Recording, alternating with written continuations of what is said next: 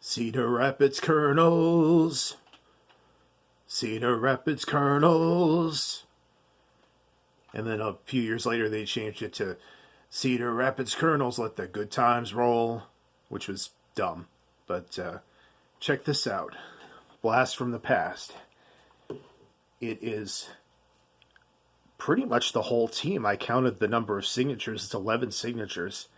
That's got to be about the number of guys there are on a baseball team. I might have gotten some autographs from the opposing team because I think both teams went out to sign autographs. So there may be some Kernels on here and then some other guys, but this is from the late 90s.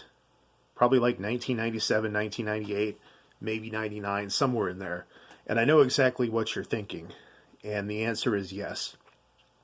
This ball did look like this even back then. Because what happened, I think, if I remember correctly, is the ball got lost in the yard in like the tall grass. And it was out there for like a year. And then next spring or summer I found it. Probably next spring. And it was all kind of rotted like this, and degraded. But here's the thing. It's actually kind of good because by the time these guys signed it with the Sharpie, and these are all Sharpie signatures,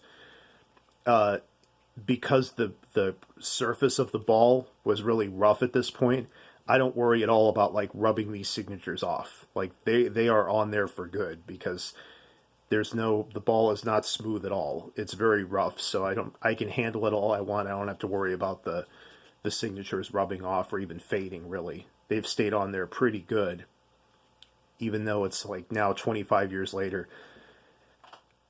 It's kind of a little bittersweet to think that like all these guys would be retired at this point. Because they'd all be like probably about 50 years old at this point.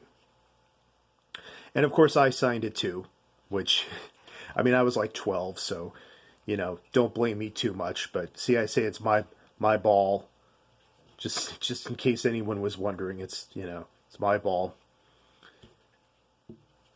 Surprised I didn't like fake a Babe Ruth signature on there or something, but yeah, late 90s dream team. To me, that was kind of like the golden age of the Cedar Rapids Kernels. Not necessarily because of the team, but just because of that was when they still had the old stadium, and it was when a lot more people went to baseball games. It was like, it was before social media and everything, so it was like back when families and stuff did more things outside. They went out and did stuff more. I've never been to the new stadium. Not out of any grudge or anything, although I don't think I would like it. But by the time the new stadium was built, I was pretty much grown up, and we did this as a family thing, so I didn't really go out to, it's not like I had like a jock girlfriend or something who wanted to go to baseball games, so I never went to one of my own volition. And none of my friends were really into sports either. But I'm really glad I have this ball. Like, I didn't have that great of a childhood. Like, there are a lot of boxes I didn't get to check growing up, but having a baseball with all these autographs on it is a really kind of neat box to be able to check. Focus. There we go. But I like the old stadium. That's one reason that I don't go to the new one, is because I want to kind of keep the old memories of the old stadium kind of intact and not mixed with memories of the new stadium. One thing I liked about the old stadium was that it faced east, so you were actually overlooking the Cedar Rapids skyline, and it also makes a lot of sense to have the stadium facing to the east, because that's away from the sun when the sun's going down, and usually baseball games take place in like the afternoon, evening, so it made perfect sense to have it arranged that way. And the place, it didn't have a totally modern feel to it, but that's okay. It didn't feel like a major league stadium, but it didn't have to. I don't see why. I think that 90% of the time when a city wants to build any kind of new sports stadium, it has a lot more to do with getting more tax money than it does actually needing a new stadium.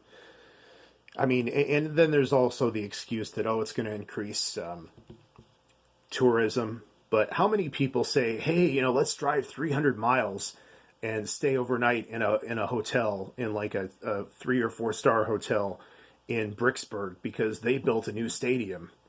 That's worth the few $100 that we're going to spend on this trip. And the time and everything. Like, no, that's not going to. I mean, maybe I don't really. People do a lot of things I don't understand, so maybe some people do that, but I wouldn't think that it would really bring in that much tourism and revenue and stuff. But yeah. But there are a lot of cities out there that are still, decades later paying for the stadiums that they decided, quote, decided to build. So any baseball experts out there, or nerds or aficionados, if you can identify any of these numbers. I see this guy said that he wrote his number 24. Some of them you can almost read. This one here, that's a nice one. And then there was a guy on here. Does that say Mike Zimmerman? 37? Mike Z something. This guy just did his initials. Thanks, buddy. No, these guys, they were pretty nice. I remember one guy was like, "Where did you get this ball? Like, where in the world did you get this thing?" But yeah, they were nice guys. You could tell they actually enjoyed, talking to the kids and giving their autographs and stuff. So it was pretty cool. So yeah, that's pretty much it. I hope that I, make sure to freeze frame on any signatures that you really want to look at. I think I tried to hit them all in this video as I was talking, kind of handling my ball here.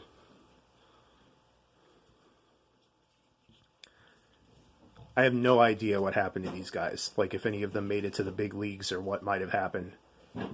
But like I said, they would all be retired at this point, because that was like 25 years ago.